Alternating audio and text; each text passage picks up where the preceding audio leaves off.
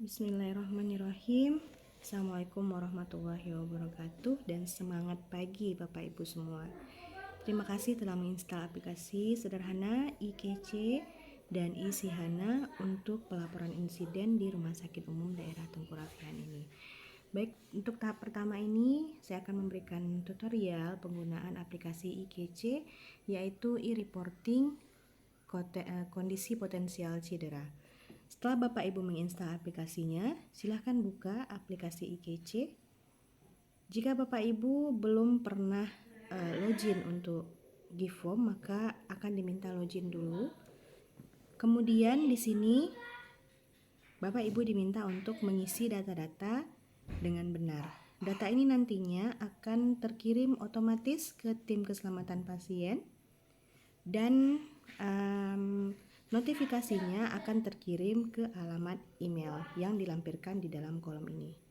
Maka di sini saya rekomendasikan untuk pengisian email karena form IKC ini nanti akan digunakan oleh seluruh staf, termasuk juga Bapak Ibu sebagai pimpinan unit.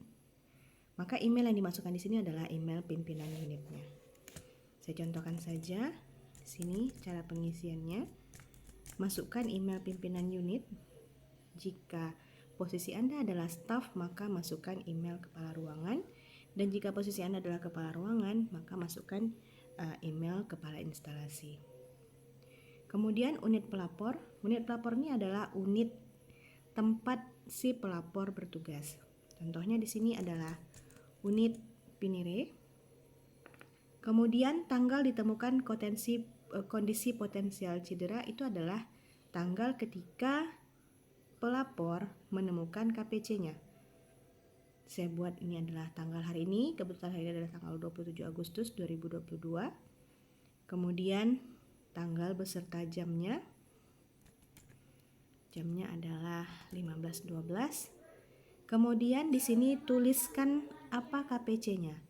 Misalnya KPC-nya adalah alat EKG tidak berfungsi. Misal ya. Kemudian siapa yang pertama kali melaporkan insiden, ini dipilih sesuai dengan profesi dia yang melaporkan insiden. Kalau misalnya dia menerima laporan dari keluarga pasien atau dari pasien sendiri atau dari pengunjung, maka bisa dipilih yang 3 ini. Kalau tidak, berarti pilih sesuai dengan profesi dia. Misalnya profesinya adalah perawat. Kemudian tempat insiden. Nah, tempat insiden ini bisa berbeda dari unit pelapor. Misalnya tadi kalau unit pelapor ini ruang Pinere, kemudian dia sedang jalan-jalan ke ruangan mana gitu, terus dia melihat EKG tidak berfungsi misal. Nah, kalau dia sesuai dengan unit pelapornya, maka tinggal dipilih nama ruangannya. Jika nama ruangan Bapak Ibu tidak terdapat di dalam daftar ini, tinggal tuliskan di yang lain. Untuk ini saya pilih misal ruang Pinere. Nah, kemudian unit atau departemen terkait dengan KPC. Jadi, ini adalah unit yang berhubungan dengan KPC yang terjadi. Misalnya tadi itu adalah tentang alat EKG yang rusak, berarti itu berhubungan dengan IPSRS. Lebih tepatnya dengan teknisi elektromedik.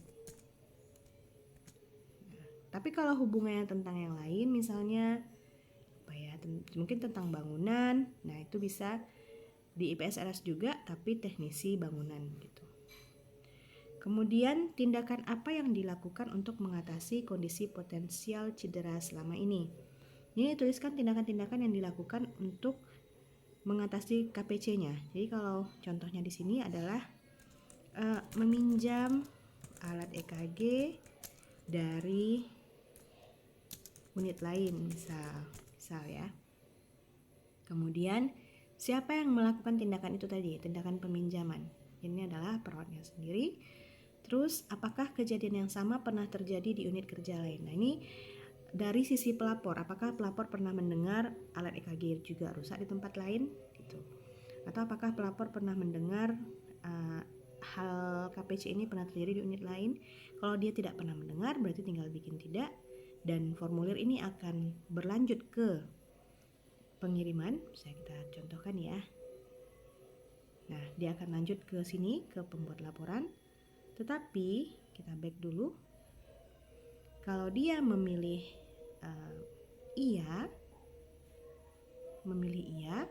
maka formulir ini akan berlanjut ke pengisian lainnya. Nah, ini adalah pilihan jika insiden itu pernah terjadi di unit lain. Kapan insiden itu pernah terjadi di unit lain? Jadi maksudnya dari sisi pelapor, kapan dia pernah mendengar insiden ini terjadi di unit lain? Contohnya dia pernah mendengar beberapa bulan yang lalu, berarti dalam tahun yang sama. Hal ini penting nanti bagi kepala unit dalam analisa untuk menentukan matriks grading risiko. Kemudian langkah atau tindakan apa yang diambil pada unit kerja yang lain itu tadi untuk mencegah terulangnya kondisi yang sama. Jadi apa yang dilakukan oleh unit kerja ini untuk mencegah terulangnya kondisi yang sama? Misalnya dia melakukan pelaporan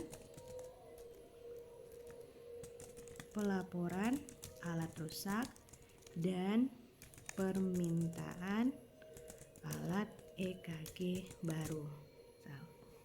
Dan klik berikutnya. Selanjutnya, pembuat laporan bikin inisial saja. Misalnya saya bikin inisialnya adalah R. Kemudian tuliskan profesinya apa. Kalau tidak ada dalam daftar ini, dia tinggal menambahkan yang lainnya. Di sini contohnya dia adalah seorang perawat. Kemudian tuliskan pengganti tanda tangannya. Jadi kalau di dalam format laporan sebenarnya ini adalah tanda tangan, tapi di sini masukkan NIP, NRPTT atau NOREK. Tujuannya apa? Tujuannya agar tim mutu dan keselamatan pasien itu bisa menganalisa apakah ini benar-benar laporan dari unit atau hanya orang iseng saja yang mengisi laporan. Jadi ini dituliskan misalnya NIP-nya adalah sekian. Kemudian tanggal pelaporannya adalah tanggal ketika dia mengisi formulir ini, dan penerima laporan ini diisi dengan nama atasan langsung. Misalnya nama atasan langsungnya adalah kepala ruangannya, atau kalau dia adalah seorang kepala ruangan, makanya adalah nama kepala instalasi.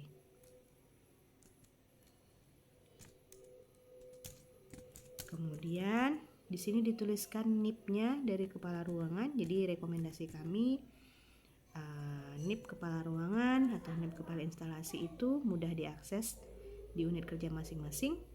Dan ini karena sifatnya adalah real time, maka tanggal pelaporan akan sama dengan tanggal penerimaan laporan dari dari atasan langsungnya. Kemudian tinggal klik kirim, lakukan verifikasi kalau diminta.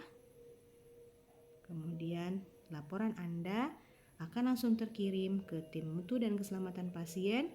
Kemudian atasan Anda akan menerima notifikasi laporan ini di email masing-masing.